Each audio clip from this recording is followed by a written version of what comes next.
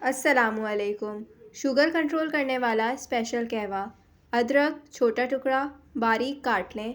पानी 2 कप। लौंग 3 अदद। काली मिर्चें 2 अदद कूट लें। सुहांजना के पत्ते 15 से 20 अदद। मेथी के पत्ते 15 से 20 अदद। सूखी मेथी 1 भरा हुआ चम्मच। बनाने का तरीका। एक पतीली में पानी शामिल करके हल्की आंच पर रखें। फिर इसमें अदरक, लौंग, काली मिर्चें शामिल करके पकाएं।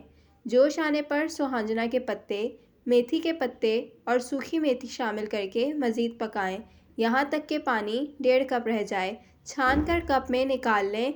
रमज़ानुल मुबारक में सहर अफ्तार में ये कहवा पिएं। रमज़ान के अलावा दिन में 3 मरतबा इस्तेमाल करें। इंशाअल्लाह नाकाबिले यकीन नताइज देखकर दंग रह जाएंगे।